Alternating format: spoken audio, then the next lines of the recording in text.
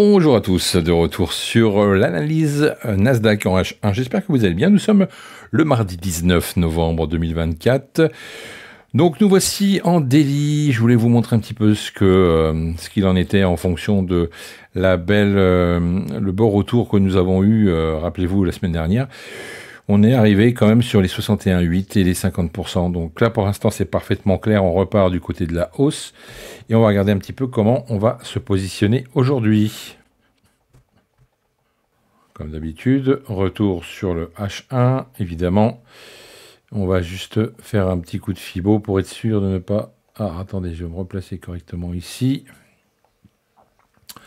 Voilà, et on va prendre notre Fibo comme on fait d'habitude pour voir si je me suis bien placé. Ah, je suis un petit peu bas. Voilà. Tac. Allez, c'est parti. Zone de rejet là-haut. Tac, ça, c'est du rouge. Et ensuite, c'est du vert. Voilà, plus haut, plus bas, les 50% de la journée d'hier.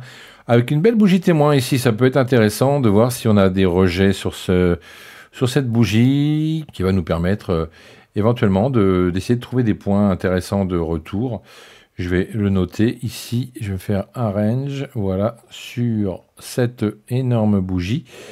Avec beaucoup de volume, hein, donc du coup, un excès, on a fait une réintégration directe derrière, on est venu retaper les 20 600 et on est reparti côté acheteur. Donc ce matin, on est plutôt très haut, donc attention, on pourrait éventuellement retourner sur les bas ici, ou tout simplement remonter d'abord sur ce niveau-là, puisque c'est le haut de la mèche, donc un petit peu de liquidité à aller chercher éventuellement. Donc on pourrait repartir du côté ici, éventuellement, sur ce même niveau.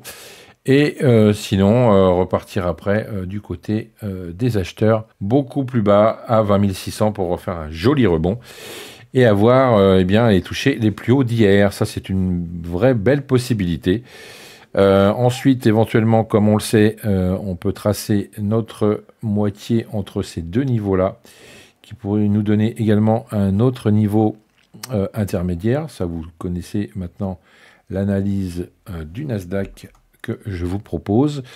Donc pareil, on pourrait retourner sur ce niveau-là et puis après ce niveau-là ici, eh bien rebondir tranquillement sur ce niveau intermédiaire pour repartir également vers les plus hauts, encore plus haut.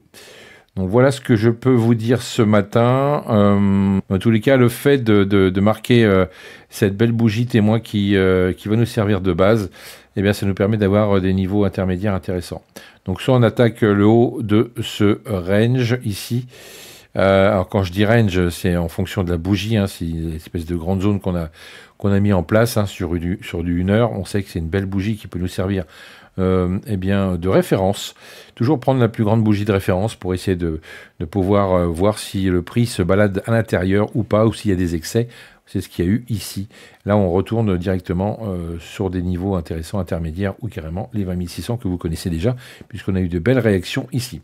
Donc, à voir, et puis bah, on va laisser tranquillement se faire notre Nasdaq, et on va être factuel comme d'habitude, on va être patient, on va voir ce que ça va nous faire. En tous les cas, n'essayez pas de vendre pour l'instant, à partir du moment où on est vraiment vers le bas là, sur les 20 600 et qu'on a une motivation pour redescendre beaucoup plus bas et attaquer les niveaux beaucoup plus bas, les niveaux inférieurs, bah oui, on pourra vendre, mais là pour l'instant on reste en achat et on attend forcément des points bas à chaque fois, des retracements pour pouvoir eh bien, rentrer à nouveau puisqu'on est en tendance haussière.